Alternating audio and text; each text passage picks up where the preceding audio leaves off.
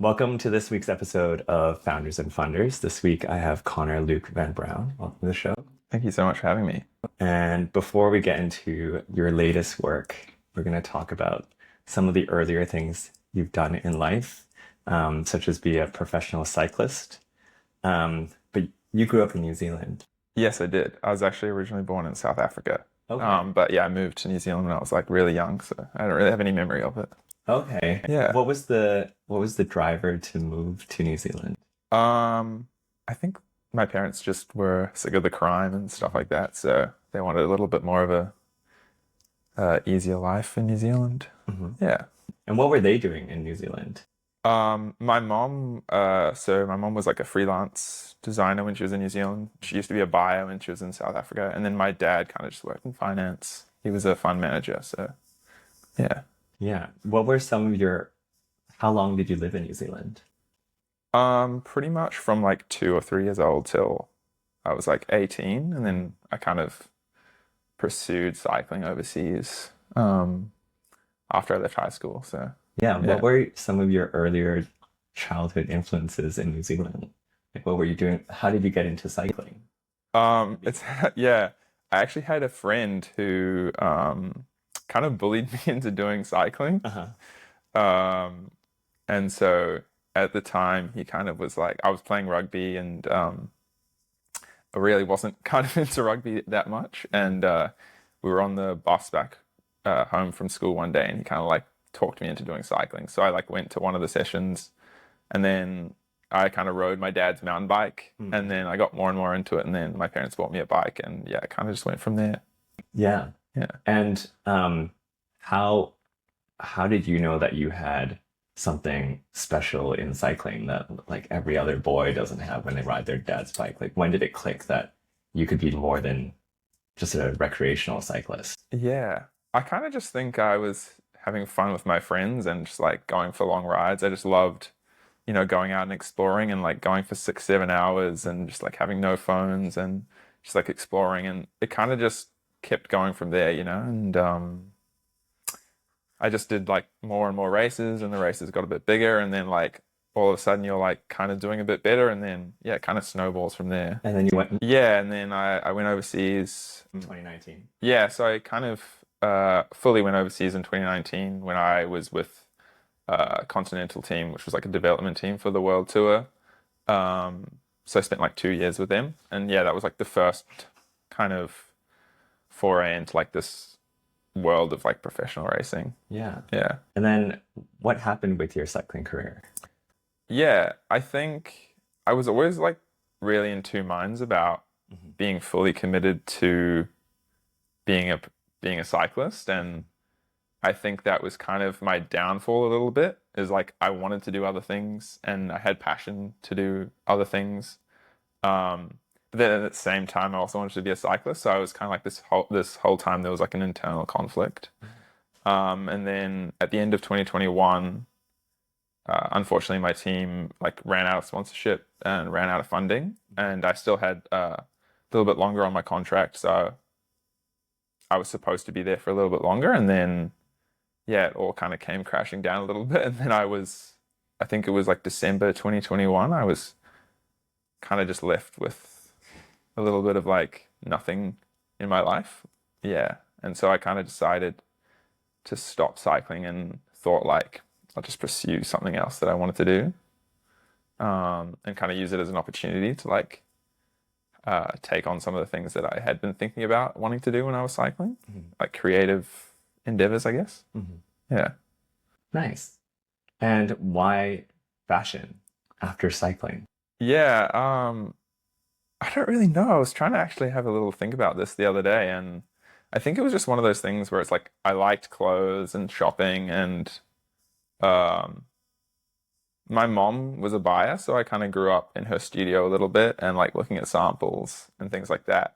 So I was always like kind of influenced by her a little bit. And I think maybe at the time I was like, it was during COVID, and like my saving grace was like watching fashion YouTubers. Nice.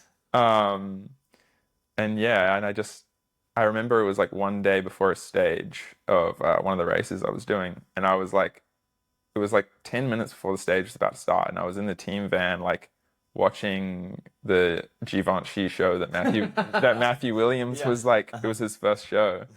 And I was like, man, maybe I'm like not doing the right thing. Um, yeah. And I feel like that was a little bit of an aha moment of like, maybe I'm like interested in other things. Yeah. So, what was the first step towards it? You want to get into fashion?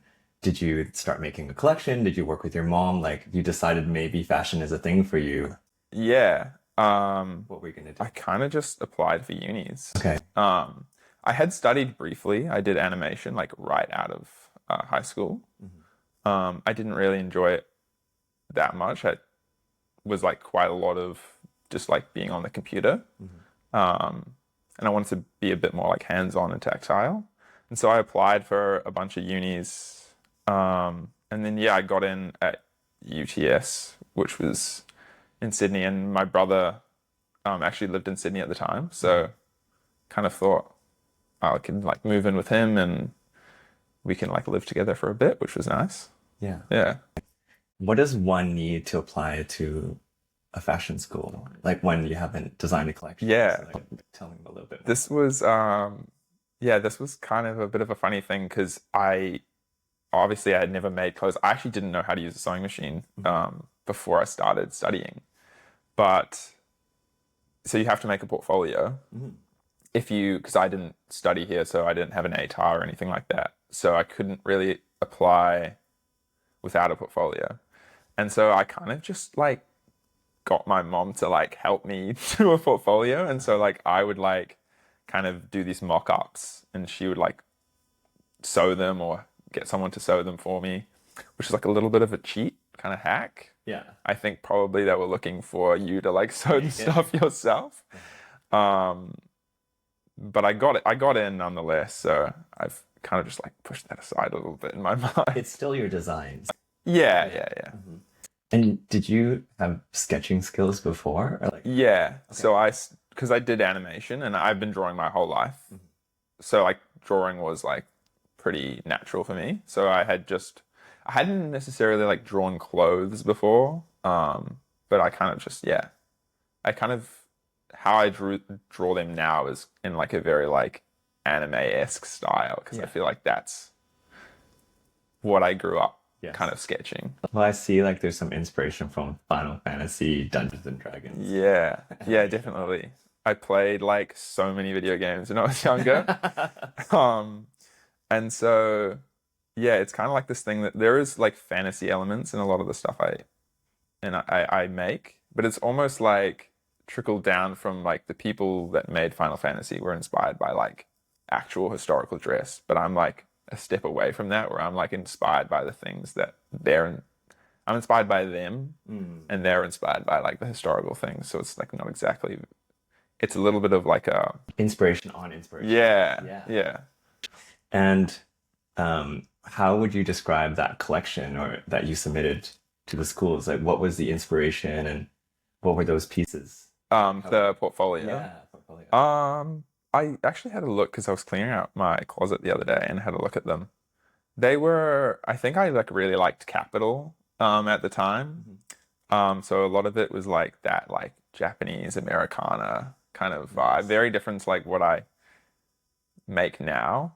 But it was a lot more like just standard clothes. I think I like made a pair of double knee trousers or something and some sort of denim jacket. Yeah. It was like very like bare bones. But it was still cool. At the time I was super proud of it because it was like the first thing I had like essentially designed. Yeah. What was it like transitioning from your professional cycling career to now design school? Was there any grieving process, like to let go, like that's now in the past, you're not going to be a cyclist anymore and this is your new life? Yeah, it was. So I came home after like kind of fully being done with cycling in the end of 2021. So it was like November, December.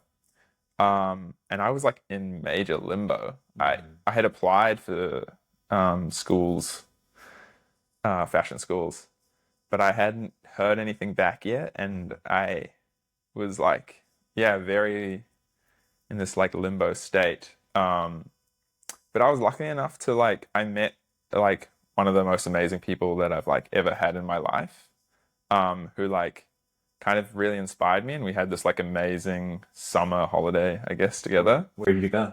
Well, we just kind of because I was back in New Zealand, so we kind of just like traveled around.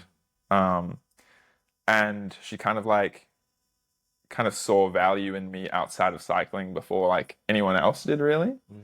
So I kind of had this like beautiful relationship, which was like a really nice transitional phase before I kind of like started studying and like fully finishing cycling. Yeah. Excellent. And going into design school, what did you think you would add to the fashion industry? Like what were you going to do different that wasn't out there? Yeah, Like, at did the you have a time. goal in mind that like I see this problem out there and I'm gonna meet this need that's out there that's not being met? I think it was a lot of the time it was like I was buying clothes and I was like, oh man, if this was just a little bit different or like that was a little bit different. Like I wanted things, I could see things I liked, but there was always like tweaks I would want to do to them. Yeah. And I think more it I didn't really have a goal of like I wanted to change something in the fashion industry. I don't think I was thinking that big at the time. Okay. I kind of just really loved clothes and I would quite often just like go shopping and just like look at the seam finishes and look how things were made. And so I kind of just took that love into it rather than like having this big overarching like goal in mind of like what I wanted to change. I've read about this beaded pleat Yes. and the obsession. Yeah. Tell us what this is and why it's important to you. Yeah, so from like the last collection, I guess it was like a textile manipulation that I made, which was these like little, they weren't too little, they're like actually pretty big, little beaded pleats, beads.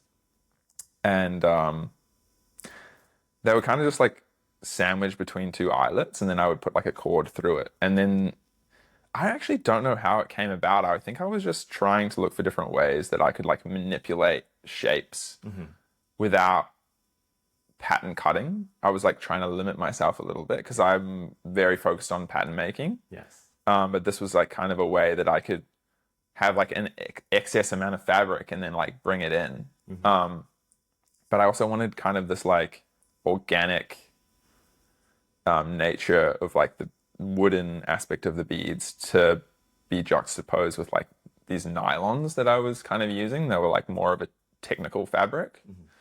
And yeah, then I don't know. I made like a first little prototype of it, and I like really loved how it looked, and then kind of ran from there. And then it ended up being on like quite a few garments in like my final collection that I just made.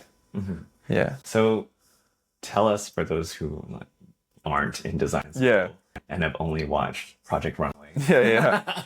what is it like studying at UTS to become a fashion designer? Like, what do they teach you? What are the projects like?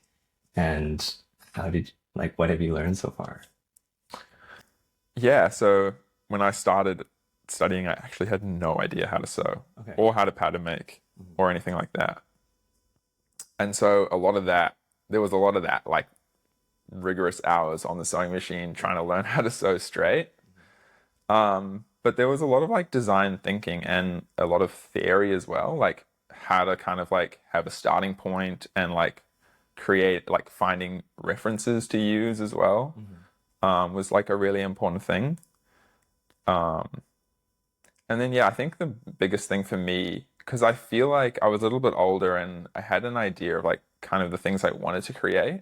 And I'd already studied animation before, so I had a little bit of design thinking.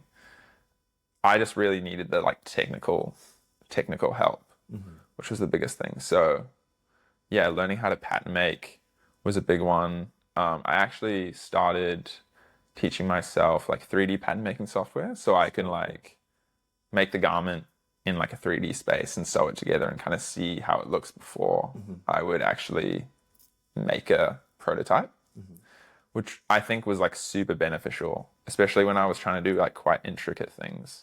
I could actually also simulate the beaded pleats in that software too, which was Yeah. quite cool. Yeah. So is it like is this 3D software like the same software you use for like drafting or like because I remember like decades ago when I was Yeah. in high school that we would have to we used CAD or AutoCAD, Yeah. which is like what you draw three-dimensional Mm. objects, vector graphics. Yeah. And I only know pattern making from like what I see on TV. Yeah. Like they sketch and then they figure out the pieces they cut out and then they like make it out of muslin and then Yeah. then use a real fabric. So how does it work with this software? Like what do you put into it and then what's the process Yeah. to making?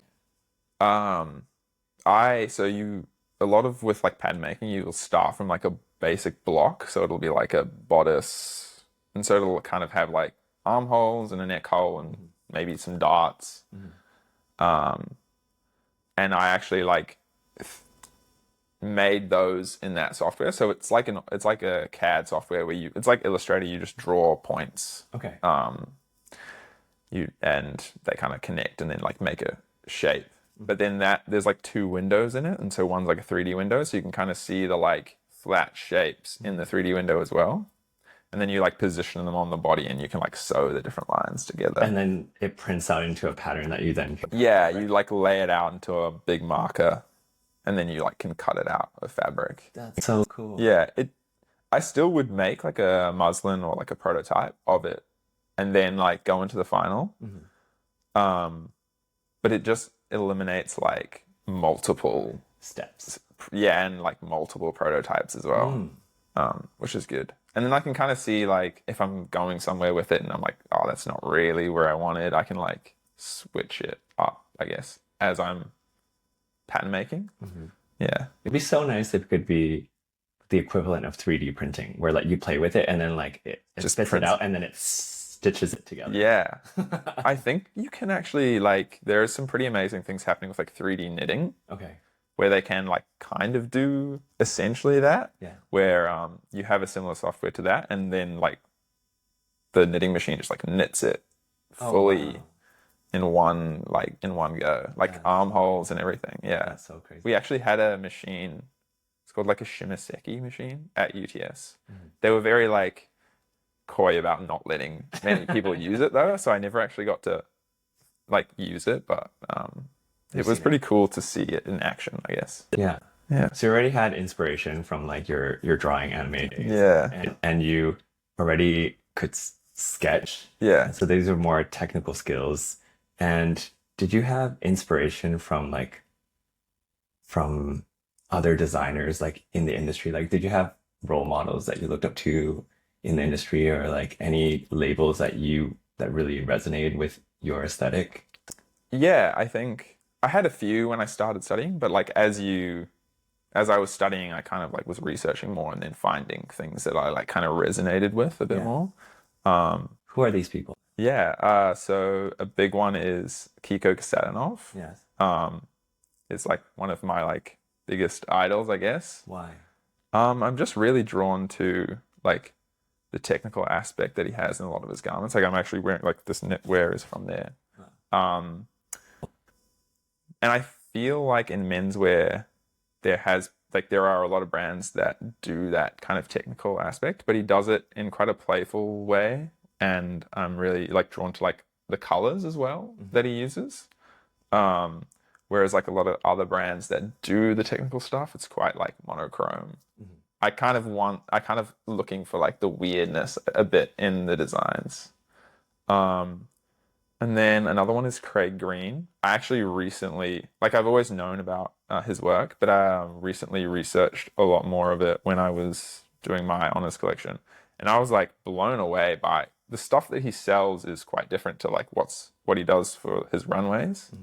And the runways are just like were phenomenal. I was like, I couldn't believe I hadn't like taken notice of them before. Like very sculptural pieces that were like almost like sculptures. He has like a lot of like these structures that he builds from the actual models. Oh wow. So it's like the fabric's almost like hanging off. But then like the small details are also really amazing as well. I read like an article he did. I think it's called like the cutting room floor or something. And like one of the shows he had, like every corner of like every curved like mitered corner was like the same angle Whoa. throughout like the whole show. And I was just like, I was blown away by like that's nothing I had never thought to do that before. And so I was like, wow, that's like the design continuity. It's almost like how Apple does their like phones and everything with that same like the phones and the laptops with that same like curved edge. Yeah. So I was like, man, I really need to think harder about like even the smallest details. Very intentional. Yeah. Even on the smallest things. Yeah.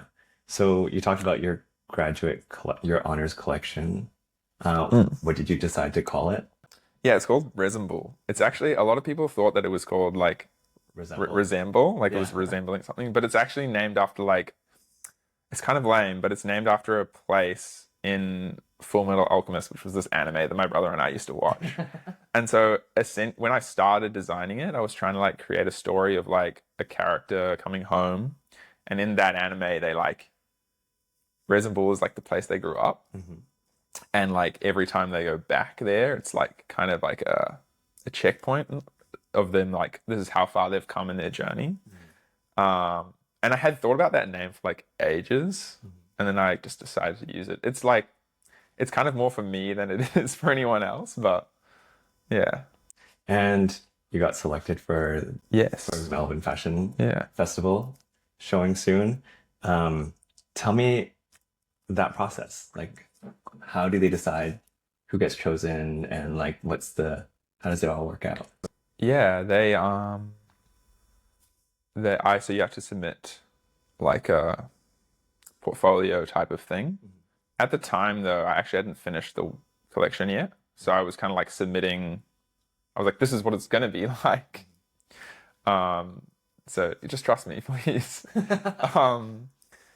And so I submitted that, and there's like multiple rounds of like selections, I guess. So the first one, you're submitting like your toiles and all your inspiration. You have to do like a write-up about you as a designer and like what your inspiration was and what the collection's about.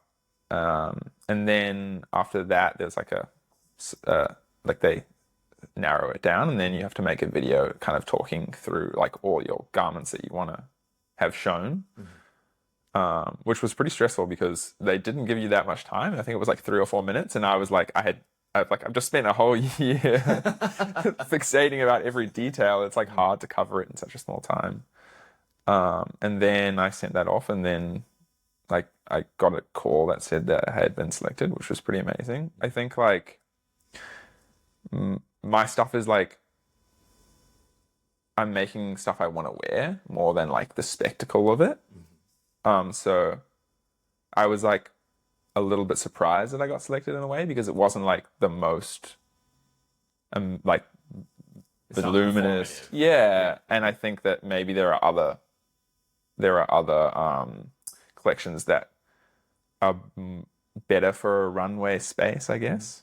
But just to be acknowledged was like really amazing. So yeah.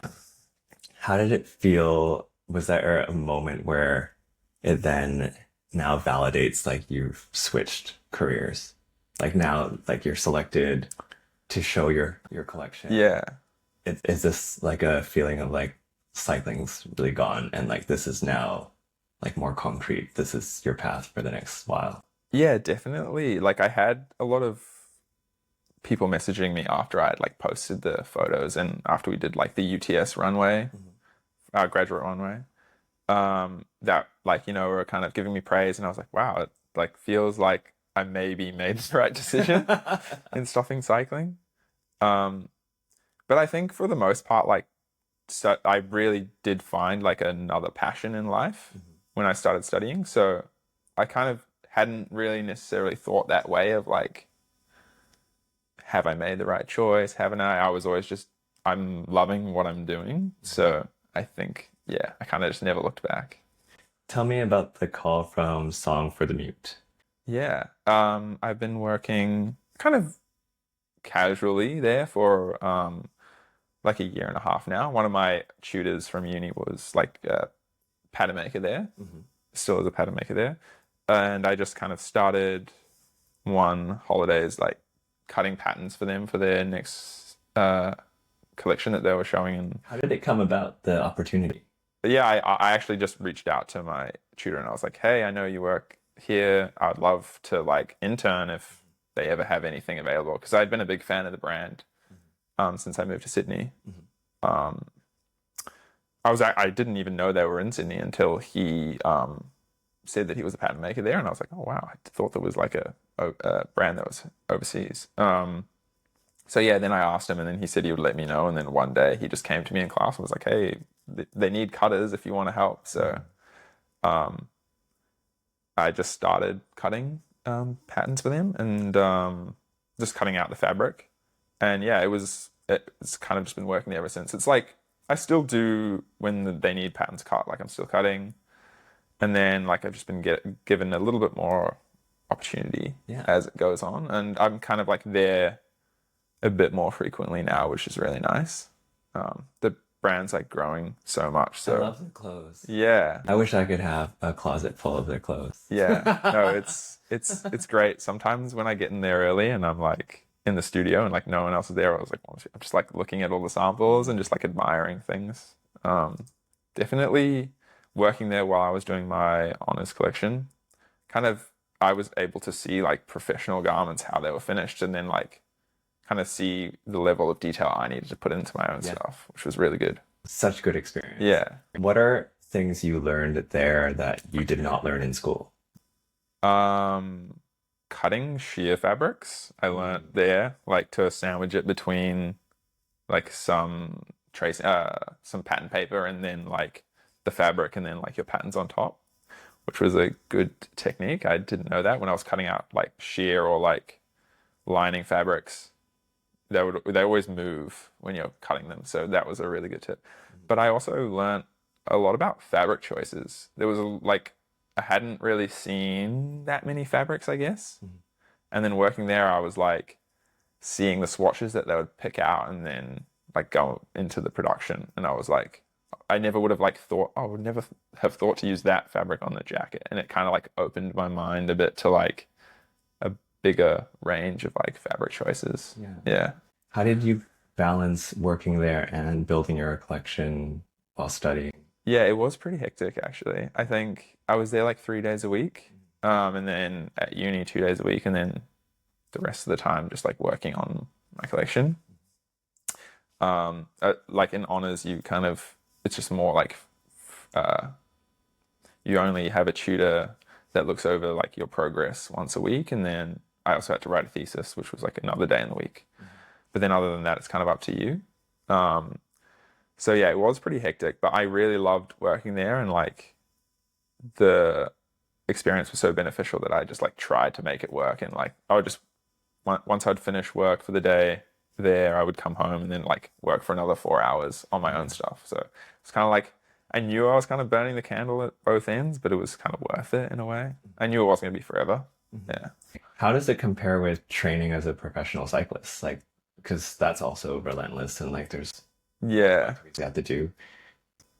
It's a little bit different. I feel like it's almost worse on your body because, like, when you're cycling, you have to, really focus on what you eat and focus on your recovery. But when you're doing that, like, when you're studying and working, like, you're just burning yourself. Like, you're staying up late, you're eating pretty badly, and like a lot of energy drinks and coffee and things like that. So I actually felt like worse off when I was doing my honors collection than when I was like in the middle of like a stage race when I was cycling. Yeah. Yeah.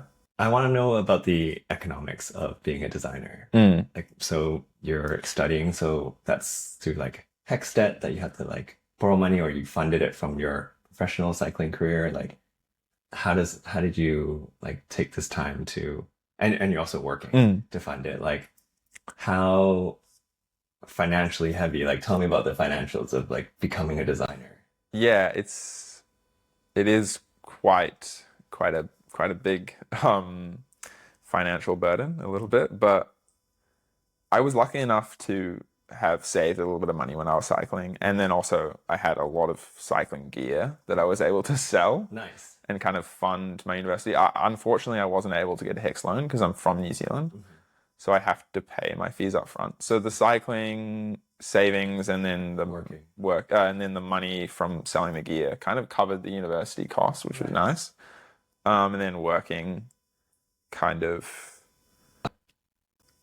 paid for like my day-to-day stuff. And then like I was lucky enough to get some help from my parents as well to like buy fabrics and things like that. Because that's another expensive thing when you study fashion. Like you don't get given fabrics. Like you have to buy them or source them from other areas or whatnot. But yeah. And then post-graduation, I'm assuming that you'll like be making future collections and selling them. Yeah. Do designers have to get business loans, or like how do designers like start their brand post studies? Like what's the path? Yeah. Well, I guess like that's what I'm trying to figure out now a little bit. But there's things like the Melbourne Fashion Festival. Like if you win, you get like a bit of a grant to kind of put towards a business, which is one aspect of it. I guess my dad is kind of working in finance, so getting some insight from him has kind of been beneficial. But yeah, I guess bank loans, some stuff like that. That's kind of what I'm trying to figure out now. But I guess starting small as well is probably what you kind of have to do. Yeah, I interviewed a designer designed by Jude. Yeah. He's in Fitzroy, and he started at markets. Like he uses, Oh, wow. yeah, he sold in markets until he sold enough clothes to then get a store. Yeah, yeah. A store. I think he had an independent runway this year, but he was in the main fashion show last year. Yeah. But I think you're right. Like it's starting small, selling to your base. Yeah. Even like making the stuff yourself. Like if you can't afford manufacturing, just like slowly kind of maybe working on like a made to order basis as well. Which I mean is not ideal for like people that want to purchase the stuff, but I mean if they really love it, then I think it would work out. So are you making pieces now that you designed that you're selling? I actually haven't sold a single thing yet. Like I'm working on kind of the manufacturing process, and trying to have a few things out. I actually got reached out to when I posted all my work from a lot of buyers overseas. Oh wow. Which was really cool. Yeah. I kind of just thought, oh, I'm going to do this collection for uni, and I'm never going to think about this ever again. I'm going to go work at Song or something. But yeah, I got a lot of buyers that reached out to me, and I was like, shit, I've got to start putting something into motion. Yeah. Which I wish I had kind of thought about that while I was making it. Yeah. Because I would love to have already had things out, I guess, kind of like striking while the iron's hot. I actually had a tutor that told me, she was like, you've got to be ready for buyers. And I was like, I kind of just brushed her off. I was like, oh, that's like never going to happen. But it kind of ended up happening. So I'm working on like manufacturing and sourcing and stuff like that. I think I have the patterns and the samples ready to go. So it's kind of more like putting it into production now. Yeah. So tell us about these buyers who found you. How did they find you? Yeah, it was just on Instagram. Yeah, it was just on Instagram. It was crazy. I think one of my things like went on the For You page or something. So like Nice. one of the posts I had like got quite a few views. And then like some of the people like Instagram YouTubers that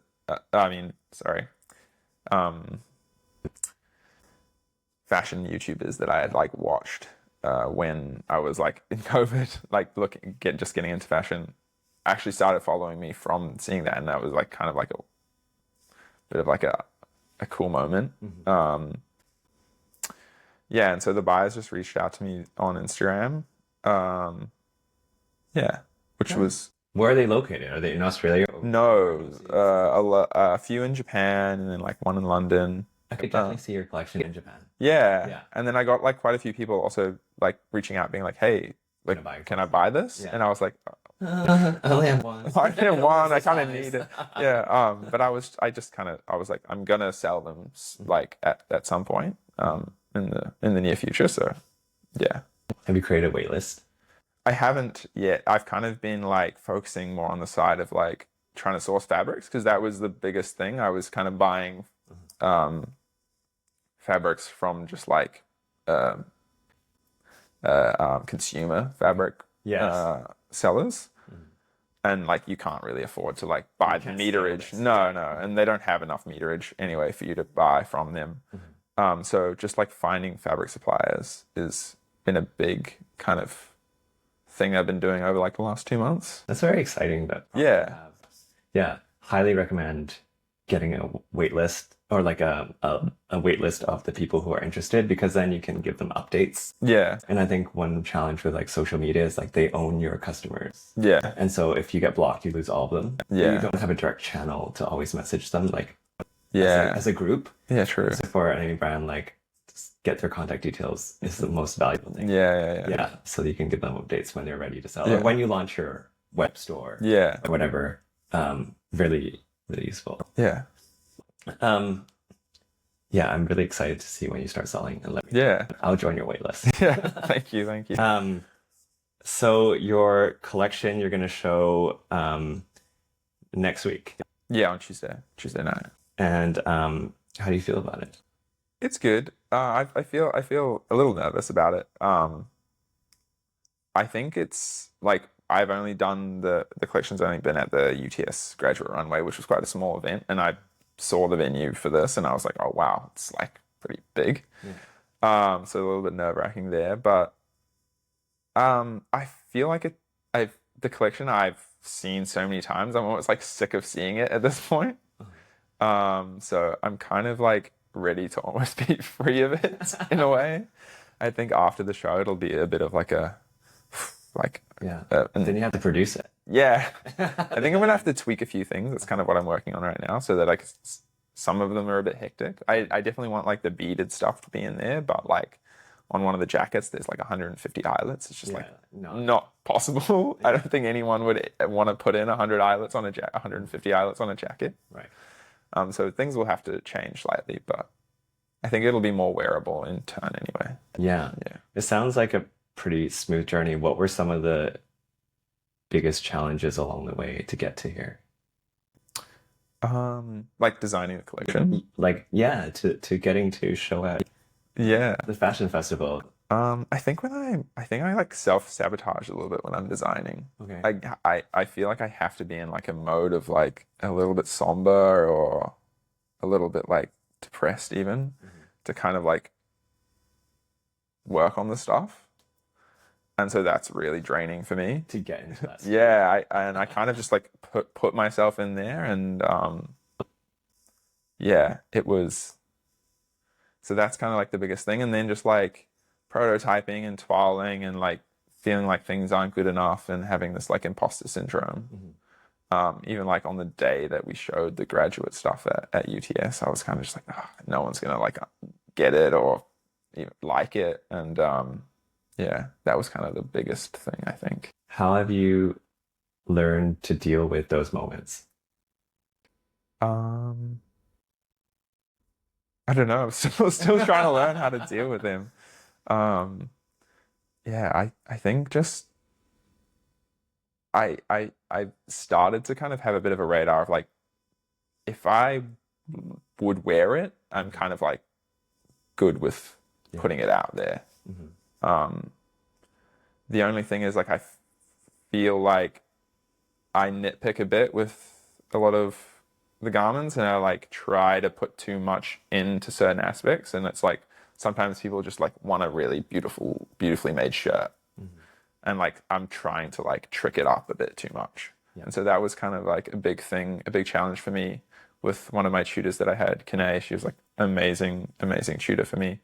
So she was just like, sometimes like a cuff can just be a cuff. Like it can be normal. Like people actually just want something that's normal. Like thinking about the focal point of a garment, and then not every single little aspect has to be the focal. Signature. Yeah. Yeah.